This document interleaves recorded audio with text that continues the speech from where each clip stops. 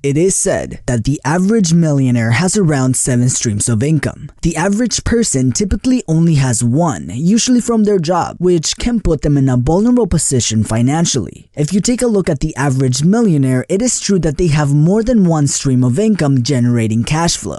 Now, not all types of income are the same. Some are active, some are passive, some are a mix of both, some are highly taxed, and some can be leveraged to not have any taxes at all. So today, we are going over the 7 different types of income that the average millionaire has in their portfolio. If you like videos about business, money, and psychology, make sure to subscribe and hit the bell button to not miss any of our value-packed videos. And let's get started.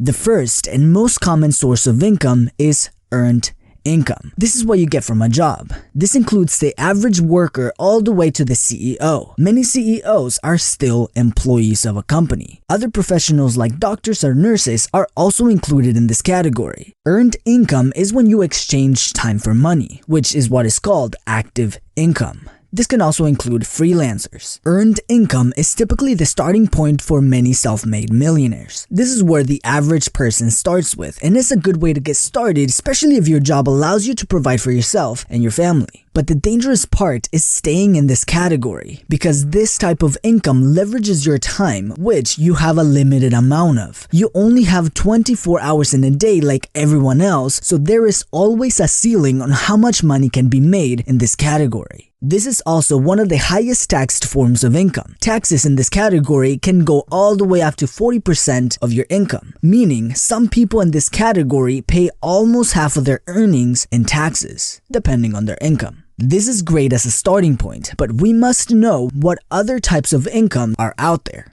The second stream of income is profit income. This is income produced by selling products or services for more than it costs to make or buy them. This is when we move from employee to entrepreneur. In the past, starting a business required a significant investment to buy or make the products, but it has become much easier in recent years with the help of the internet. Whether you sell a physical product or a digital product, if you sell a product for a higher price than it takes for you to make or buy them, you are making profit income. Now, this can be both active income or passive income depending on your business model. If you make things yourself and sell them, then it's more of an active income and a little more difficult to scale. But if you create the design of the product and you have a manufacturer create it for you, or you make a digital product, it has the potential to become a passive form of income. There are 2 types of profit income: individual or small scale, and business or highly scalable. The individual or small scale is when you either create the product yourself or flip products manually, like on eBay or Facebook Marketplace. And that is a great way to add an additional source to your income.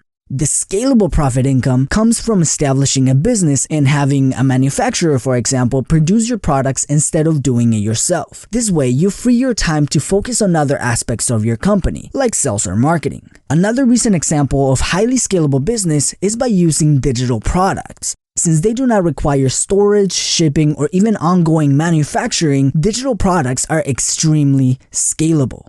Now, these 2 types of profit income are taxed differently. If you are an individual flipping or creating your own physical products in a small scale, chances are you will be taxed the same as earned income. But if you build a business, you might be able to take advantage of many tax breaks by forming a company or a corporation.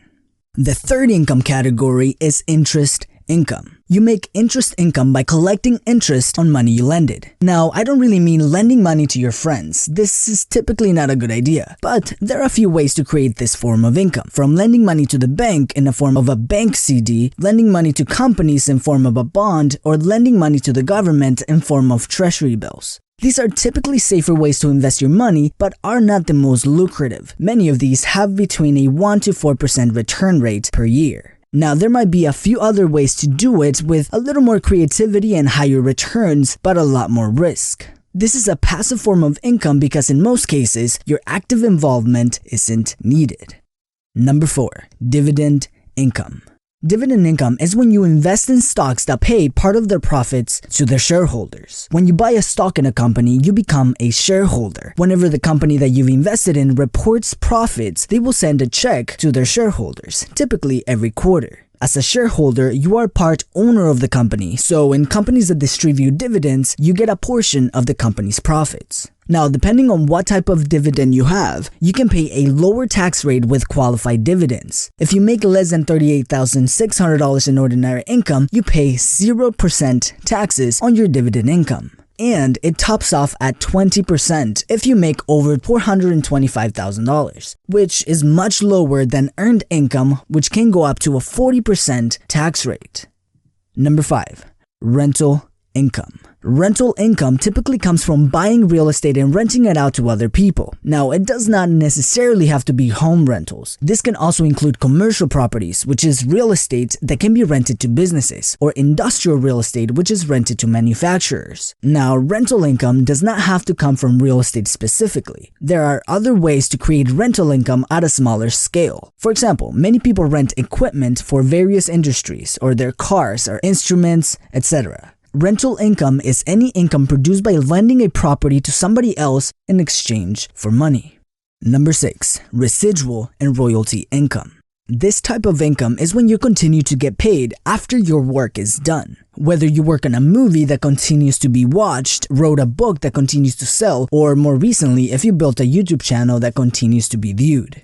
Royalty income is a form of residual income. Royalty income is money you make by letting other people use your ideas or properties to make money, such as music or books. Music artists, for example, allow streaming services and recording labels to produce and sell their property to the public, therefore making royalties every time a song is played or sold or when someone buys a record. It's a similar thing when a publishing company prints and distributes a book. As long as people keep buying the book, the author continues making money. Now, there can be multiple royalties collected from the same property. A great example of this is the author J.K. Rowling. She did not only make royalties from her book sales, but also from the adaptation of her books in movies and merchandise based on her characters. Even though it's been 20 years since the first Harry Potter book came out, J.K. Rowling, the author, still collects royalties. As long as people are buying merchandise, renting or streaming the movies, or buying the books, she gets royalty payments because those products are based on her original property.